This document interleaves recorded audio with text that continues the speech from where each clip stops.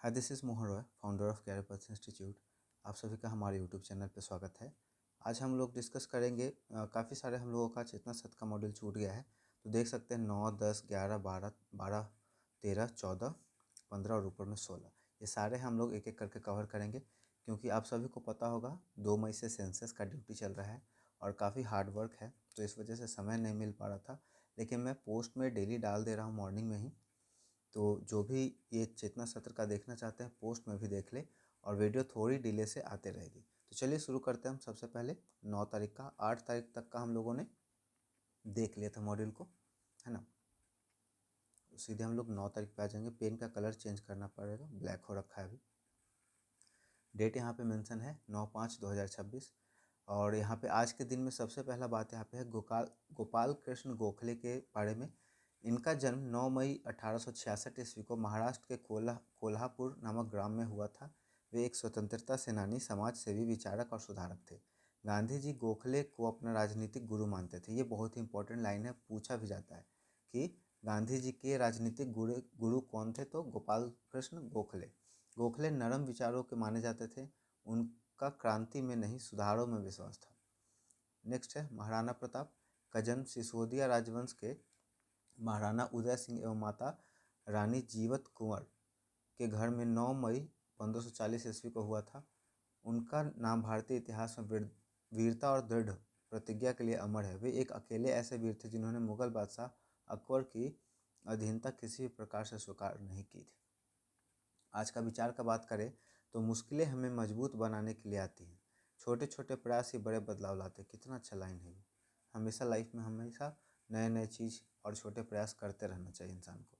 आगे सामान्य ज्ञान का अगर बात करें तो नाथुला दर्रा भारत के किस राज्य में है? सिक्किम में।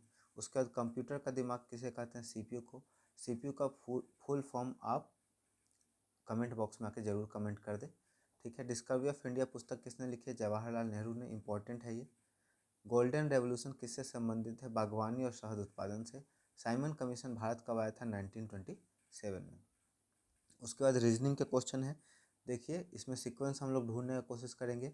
2 से 4, 2 में 4 जुटा तो 6 हुआ, और 6 में 6 जुटा तो 12 हुआ, और 12 में 8 जुटा तो 20 हुआ, ठीक है। तो 2 बढ़ते जा रहा है।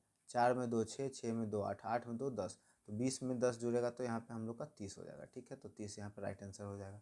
उसी तरह से ए से 2 जोड़ा तो सी होगा, ठीक है। डी एफ, इसमें 3 जोड़ा तो डी एफ हो गया। इसमें 4 जोड़ा एफ जी एच आई जे, जे में 5 जुड़ेगा, के एल एम एन ओ, 5 जुड़ेगा तो ओ आ जाएगा राइट आंसर, ठीक है। भिन्न चुने, कुत्ता, बिल्ली, गाय, शेर। देखिए अलग चुनना है ना।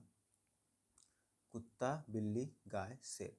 कुत्ता को पाल सकते हैं, बिल्ली को पाल सकते हैं, गाय को पाल सकते हैं, शेर को नहीं पाल सकते हैं। वो लोग हैं जो पाल लेते हैं, अभी कहीं कहीं पे पाला जाता है, वो अलग बात है। लेकिन पालतू जानवर ही जंगली जानवर है, ठीक। उसके बाद कैट को अगर लिखा गया है DBU, और डॉग को क्या लिखा जाएगा? देखिए सी से 1 बढ़ा डी, ए से 1 बढ़ा बी, और टी से 1 बढ़ा यू, ठीक है। उसी तरह से डी से 1 बढ़ेगा ई, ओ से हो जाएगा पी, और जी से एच, तो EPH, ठीक है। उसके बाद 3 बजे के सुइयों के बीच का कोण कितना डिग्री का? 90 डिग्री का। बहुत आसान था। ये इंग्लिश के कुछ वर्ड हैं, ठीक है, और हिंदी के। गिव का मतलब देना, टेक मतलब लेना, इम्प्रूव मतलब सुधार करना, क्रिएट मतलब बनाना, ठीक है। डिसाइड का मतलब निर्णय करना, फॉरगेट मतलब भूल जाना। अभिलाषा का मतलब इच्छा, संघर्ष का मतलब लड़ाई, अनुभव का मतलब तजुर्बा, कर्तव्य मतलब जिम्मेदारी, परोपकार मतलब दूसरों की मदद करना, उपलब्धि मतलब सफलता प्राप्त करना। एक प्रेरक प्रसंग है जिसे हम लोग देखेंगे। ये महाराणा प्रताप के बारे में है। सन 1576 में हल्दी घाटी के मैदान में महाराणा प्रताप और अकबर की विशाल सेना के बीच में भीषण युद्ध हुआ।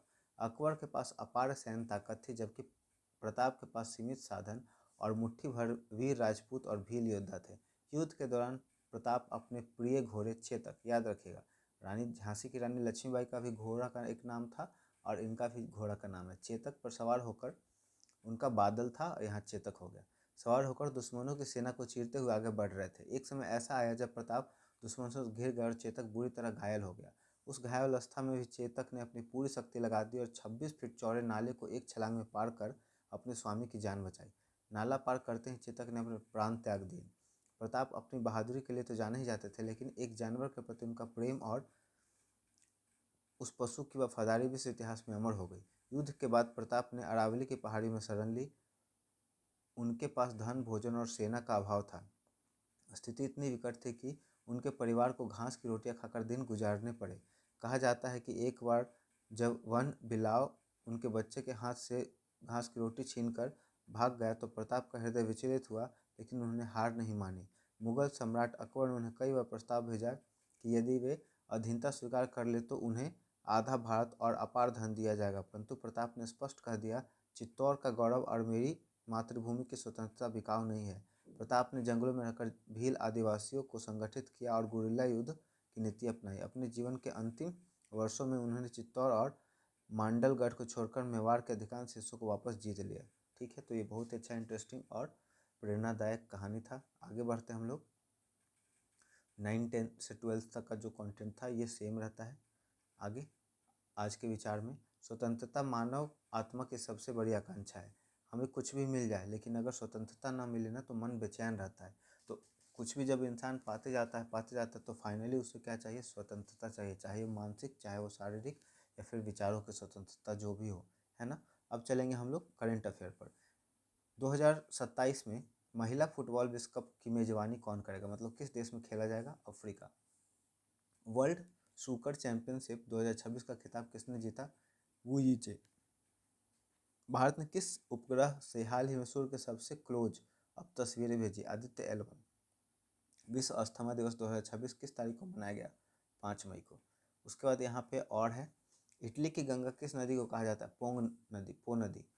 पिग्मी जनजाति किस नदी बेसिन में पाई जाती है? Congo basin. विश्व की सबसे बड़ी खड़े पानी की झील कौन सी? कैस्पियन सागर। ये रिपीटेड है। बुशमैन जनजाति कहाँ पाई जाती है? कालाहारी मरुस्थल में। ठीक है, यहाँ पे कुछ कहावतें हैं। एक अनार 100 बीमार, वस्तु कम चाहने वाले अधिक, कंगाली में आटा गिला, मुसीबत में और मुसीबत आना, घर की बेहदी लंका ढाए, आपसी फूट से सर्वनाश होता है, जिसकी लाठी उसकी भैंस, शक्तिशाली की विजय होती है, दूर के ढोल सुहावन लागे, दूर से चीज़ें अच्छी लगती हैं। उसके बाद माइट इज़ राइट इंग्लिश के कुछ प्रोवर्ब्स हैं, जिसकी लाठी उसकी भैंस, prevention is better than cures, दुर्घटना से देर भली है, इलाज से परहेज बेहतर है। A drowning man catches at the straw, डूबने को तिनके का सहारा, action speaks louder than words, कथनी से करनी भली है। उसका बिहार विशेष कुछ है। मखाना उत्पादन में बिहार का विश्व में कौन सा स्थान है? पहला। भारत में कौन सा स्थान है? वाल्मीकि राष्ट्रीय उद्यान कहाँ पे है? पश्चिम चंपारण में। यहाँ पे टाइगर को रिजर्व किया जाता है। बिहार के प्रथम राज्यपाल कौन थे? जयराम दास दौलतराम। बिहार विधानसभा के प्रथम अध्यक्ष कौन थे? राम दयालु सिंह। ठीक है, यहाँ पे रीजनिंग के क्वेश्चन है। यदि कल से पहले का दिन शनिवार था, कल से पहले मतलब परसों का, ठीक है, तो कल के बाद का दिन क्या होगा? कल से पहले का दिन शनिवार था तो कल रविवार था, आज मंडे हो गया। ठीक है, मंडे। उसका बाद होगा ट्यूसडे, उसका बाद होगा वेंसडे। ठीक है, तो हम लोग का बुधवार हो जाएगा, वेंसडे। एक फोटो को इशारा करते हुए सुरेश ने कहा, यह मेरे दादा के इकलौती बेटे की बेटी है। दादा का इकलौता बेटा मतलब उसके पापा हो गया, उसकी बेटी मतलब भाई बहन का रिश्ता हो गया। ठीक है, सुबह के समय यदि मेरी परछाई मेरे दाई ओर पड़ रही तो मेरा मुख किस दिशा में है? देखिए, आप सूरज की तरफ है, सूरज हमेशा ईस्ट से निकलता है और परछाई दाई की तरफ बन रहा है। ठीक है, तो सूरज किधर है? बाएं हाथ की तरफ है, तो उसका दिशा हो जाएगा दक्षिण। ठीक है, इसे यहाँ पे ऐसे समझते हैं, नॉर्थ हो गया, साउथ हो गया, ईस्ट हो गया, वेस्ट हो गया। ठीक, अब कह रहा है कि आदमी इधर की तरफ खड़ा है, ईस्ट से सन निकला ऐसे, और परछाई उसका किधर बन रहा है? दाईं तरफ। ये हो गया इसका, आदमी यहाँ पे ऐसे खड़ा है, परछाई किधर की तरफ बन रहा है? दाईं ओर पड़ रहा है। तो आदमी को अगर यहाँ खड़ा कर दें तो इसका परछाई यहाँ से किधर पड़ेगा? दाईं की तरफ, साउथ की तरफ, दाईं की तरफ पड़ेगा। सुबह के समय में यदि मेरी परछाई दाईं ओर पड़ रही है तो मेरा मुख किस दिशा में है? दाईं ओर। ठीक है, इसको थोड़ा सा देख लीजिएगा बना करके। तो ये छोटा सा इन्फॉर्मेटिव वीडियो था। वीडियो पसंद आया हो तो वीडियो को लाइक कर दें, दोस्तों और परिवार के सदस्यों में, और जितने भी ज़रूरतमंद लोग हैं उनको ये वीडियो ज़रूर शेयर कर दें।